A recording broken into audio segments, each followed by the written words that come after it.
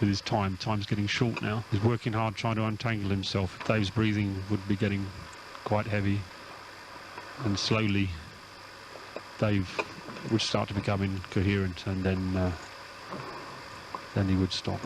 January 8th, 2005.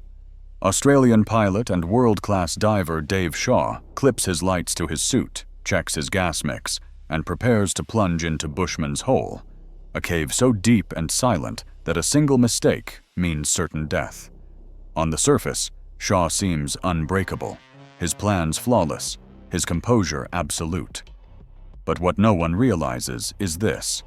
The moment Shaw begins his record-breaking descent to recover a body lost for 10 years, he's already crossed the point of no return. The answer to how a disciplined pilot met his fate lies at the bottom, where myth, science, and human limits collide. Dave Shaw was born in Australia in 1954, but his story doesn't begin in a cave or even underwater. It starts in the cockpit of a jetliner, 30,000 feet above the ground, where precision isn't optional, it's survival. For decades, Shaw worked as a commercial pilot for Cathay Pacific, logging thousands of hours in the air.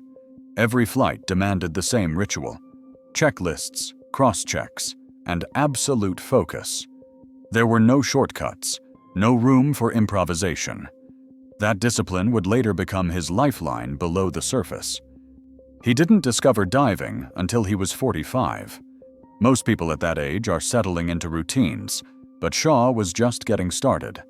His first dive came in 1999, alongside his teenage son. What began as a father-son adventure quickly became an obsession. Within a few years, he was filling notebooks with dive logs, gas calculations, and equipment diagrams. Friends described him as relentless, never the thrill-seeker, always the planner. He approached every dive like a flight plan, mapping out contingencies for every possible failure. Shaw's rise was fast, but never reckless. He trained on closed-circuit rebreathers, mastering the complex gear that would let him reach depths where ordinary scuba divers wouldn't survive. His logs from those early years read less like a diary and more like an engineer's blueprint.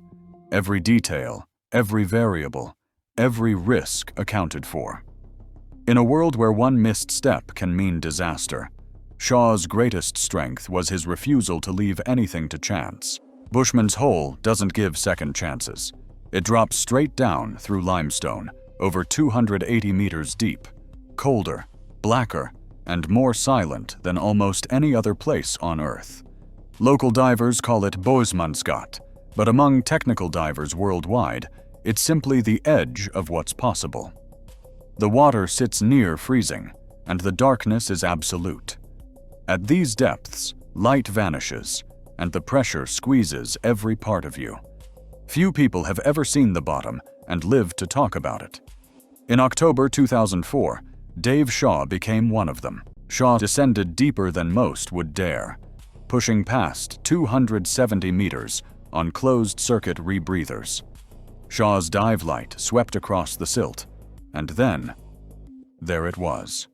The body of Deon Dreyer, lost 10 years before at just 20 years old. Still in his dive gear, upside down, preserved by the icy water and a strange waxy layer called adipocer. Time had stopped for Deon. His family had waited a decade for news, never knowing if he would ever come home. Standing at the edge of that abyss, Shaw saw more than a technical challenge. He saw a promise that hadn't been kept. The sight of Deon's body, so close yet unreachable, changed the mission. It wasn't about records anymore. For Shaw, bringing Deon back was now a duty, a way to give his family the closure they deserved, no matter how complex or dangerous the recovery would become. Every aspect of Dave Shaw's recovery plan was engineered with the precision of a moon landing. The descent would last just 10 minutes, but the return to daylight demanded over 12 hours. Each decompression stop calculated to the second, every gas mix chosen for a razor-thin margin of safety. Shaw's primary life support was a heavily modified Mk 15.5 closed-circuit rebreather, paired with a hammerhead controller and custom electronics insulated in paraffin oil. He'd spent weeks testing the setup, logging outcomes for every tweak, and rehearsing bailout procedures in case anything failed at depth. Gas planning was its own science.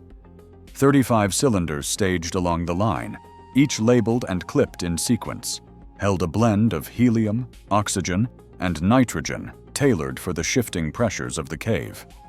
The rebreather's CO2 scrubber was packed to maximize endurance, with backup absorbent and tools for emergency repacking. Even the placement of his helmet camera and primary torch was deliberate, designed not just to document the recovery, but to avoid snagging lines or blocking his field of view. Nothing about the mission was left to chance. Every checklist, every calculation, every adaptation, Shaw believed that control, not luck, would decide whether he made it out alive. Every deep dive carries a ledger of risks, some visible, some hidden, all waiting to tip the balance.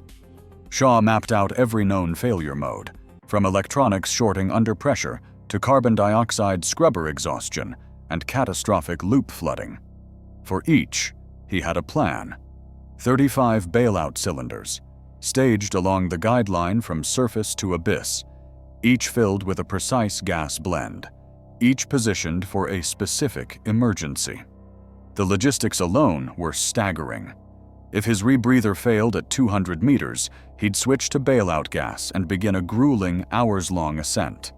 If his controller glitched, he'd revert to manual oxygen injection, monitoring partial pressures by hand. Even the smallest oversight, a missed valve, a forgotten clip, could spiral into disaster. Yet Shaw wasn't alone in this calculation. Don Shirley, his closest confidant and the mission's safety anchor, stood by with his own bailout plans and contingency checklists. Shirley's job was to monitor, coordinate, and, if needed, risk his own life to intervene. Their partnership was built on trust and a shared understanding that in a place like Bushman's Hole, the margin for error is measured in seconds. They had rehearsed every scenario they could imagine, but no rehearsal could account for what was waiting at the bottom. At 270 meters down, Dave Shaw's world narrowed to a single, grim task. The body that had lain so still months before now fought him with every move. Trapped gases, released by earlier disturbance, had turned Deon Dreyer's remains into a buoyant, fragile balloon. The moment Shaw tried to fit the body into the bag, it began to rise and twist, spinning in the black water, tangling itself in the lines, and pulling against his grip. Each movement demanded strength he no longer had to spare. At that depth, even simple actions burned through precious oxygen and flooded his rebreather with carbon dioxide.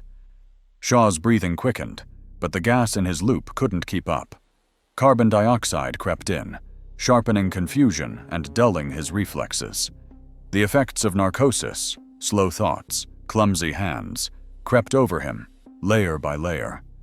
His camera recorded the struggle, the frantic tugging, the desperate adjustments, the slow collapse of control. There was no panic, only the steady, unstoppable drift toward unconsciousness. In the blackness of Bushman's Hole, Shaw's margin for survival disappeared, one breath at a time. At the surface, the waiting shifts from routine to crisis in a matter of seconds. The plan called for a signal, a tug on the line, bubbles breaking the surface, any movement at all. Instead, nothing. The descent line hangs slack, unmoving, as the minutes tick past the point when Dave should have started his ascent. That silence is louder than any alarm. Don Shirley, watching the line with practiced eyes, knows what it means. He doesn't hesitate. Protocol gives him command, and he calls for immediate action. Support divers scramble to their stations, readying backup gases and medical kits. Shirley himself gears up, checks his bailout, and begins a rapid, controlled descent. There's no time for debate.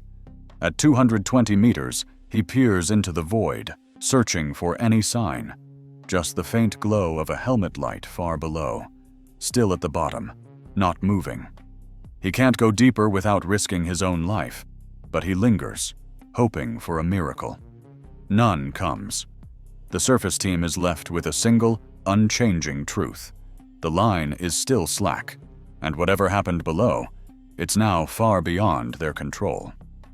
On January 8, 2005, Dave Shaw began his descent into Bushman's Hole, aiming to recover Deon Dreyer's body from a depth of 270 meters. His preparation was meticulous, with a 10-minute descent plan and over 12 hours of decompression mapped out, supported by 35 bailout cylinders and a surface team led by Don Shirley. The documentary footage and dive records confirm that Shaw's loss of control was triggered by an unexpected change. Dreyer's body had become positively buoyant, making the recovery far more dangerous than anticipated. Despite Shaw's expertise and calm, the physical realities of deep cave diving, pressure, gas narcosis, and equipment limits proved insurmountable. The exact moment when the situation became irreversible is clear in the archival video, yet some technical details of Shaw's final minutes remain uncertain. Today, his story is used in training as evidence that no amount of planning can eliminate all risk in extreme environments. Dave Shaw's final dive stands as a factual reminder. In the depths, even perfect skill cannot always overcome the unknown.